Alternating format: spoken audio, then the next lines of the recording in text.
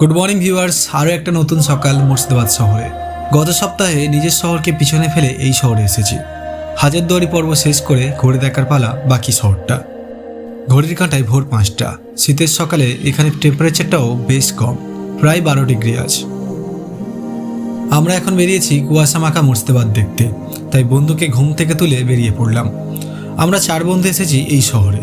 এই দুজন তো বেশ ঘুম দিচ্ছে, তাই এদেরকে রেখে শুভম ভাইয়ের সাথে বেরিয়ে পড়লাম। আচ্ছা, পরিচয় করিয়ে দিই, এই আমার বন্ধু শুভম, দোস্ত কাম ভাই আমার। হোটেল থেকে বার হওয়ার আগে ভাবলাম একবার ছাদ থেকে ঘুরে আসি। আমাদের হোটেলটা ঠিক হাজারদুয়ারির সামনে। দিনের বেলা হাজারদুয়ারি ইমামবাড়া সবটা পরিষ্কার দেখা যায়, কিন্তু এখন ভোরবেলাতে একেবারে কুয়াশা ঢেকে দিয়েছে হাজারদুয়ারিকে। ঠিক আমাদের শহরের মতোই ভোর হওয়ার সাথে সাথেই প্রত্যেকে যে যার নিজের কাজে। এখানকার মানুষদের মূল পেশা ভ্রমণকারীদের নিয়ে। এখানে আসা থেকেই ঘোড়ার গাড়ি আর টোটোওয়ালা দাদারা বারবার আপনাকে তাদের সাথে এই শহরটা ঘুরে দেখার জন্য অনুরোধ করবেন। তবে আমি পায়ে হেঁটেই এখানকার অলি গলি রাস্তা সবটা দেখতে চাই, যাতে সম্পূর্ণ শহরটাকে উপভোগ করতে পারি। শীতের পিঠে হোক রাস্তার ধারে, চলো আমরা ঘুরে আসি নদীর ধার দিয়ে। হাজারদুয়ারি ঢোকার ঠিক মেন গেটের পাশে বাঁদিকের রাস্তা ধরে এগিয়ে চলেছি।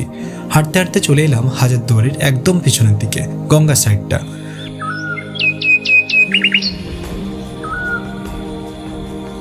দেখেছেন তো কি অপূর্ব একটা সকাল। একদিকে কুয়াশা মাখা হাজারদুয়ারি, তারই পাশে ভাগীরথী। শহর জুড়ে ছুটছে ঘোড়ার গাড়ি, যাকে ঐতিহ্যের আর ইতিহাসের মিলন কেন্দ্র বললেই চলে। এখন আমরা আছি নদীঘাট, মুর্শিদাবাদের ভিউ পয়েন্টে। ঠিক তার পাশে আছে বাংলার আরেক নবাব ওয়াসিফ আলী মির্জার সেই পুরনো রাজপ্রাসাদ। ওয়াসিফ আলী মির্জা বাংলার আরেক পরদিন নবাব, যিনি ছিলেন হাসান আলী মির্জার ছেলে। সেই এই প্রাসাদ নিজের হাতে বানান এবং নাম রাখেন ওয়াসিফ মঞ্জিল, যা এখন প্রায় পরিত্যক্ত, তবে রক্ষণাবেক্ষণ চলছে প্রায় সবসময়। আমরা কাল রাতেও এখানে একবার ঘুরতে এসেছিলাম। রাতের বেলা বেশ সুন্দর করে লাইট দিয়ে সাজানো ছিল এই রাজপ্রাসাদ। বাইরে থেকে দেখলে কেউ কি বলবে এই প্রাসাদে কেউ থাকে না, তবে ইতিহাসের এই স্থাপত্যকে খুব যত্ন করে ধরে রেখেছে এই শহর।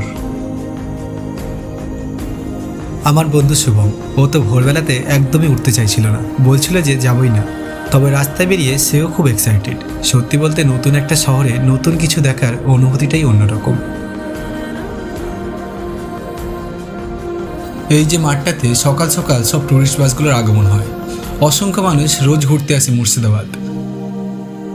আপনি যদি কখনো মুর্শিদাবাদ ঘুরতে আসেন, সকালের এই ভ্রমণ পর্ব একদম মিস করবেন না।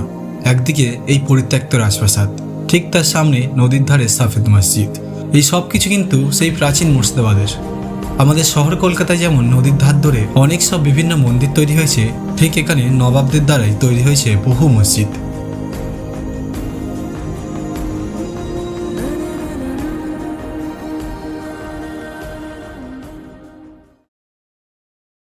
ঘুরতে ফিরতে প্রায় কয়েক ঘন্টা কেটে গেল। ভোরের কুয়াশা কাটিয়ে সূর্যের আলো দেখা যাচ্ছে। সকালবেলার হাঁটা শুরু করেছিলাম হাজারদুয়ারি থেকে। ঘুরে দেখলাম গঙ্গাঘাট, ওয়াসিফ মঞ্জিল, সাফেদ মসজিদ, ঘড়িঘর। যতই ঘুরে দেখি এই শহর, তবুও যেন বাকি থেকে যে কিছু না কিছু। সকালের এই ভ্রমণ পর্ব শেষ করে এবার হোটেলে ফিরছি। একটু পর আবার বেরিয়ে যাব। আজ অনেকটা ঘুরে দেখার পালা। অচেনা শহরটাকে চিনতে এসেছিলাম আমরা, শেষ কোথায় জানি না, তবে সাথে থাকতে হবে কিন্তু। দেখা হচ্ছে খুব তাড়াতাড়ি জিয়াগঞ্জ থেকে। Subscribe for stay tune with back to back Murshidabad series.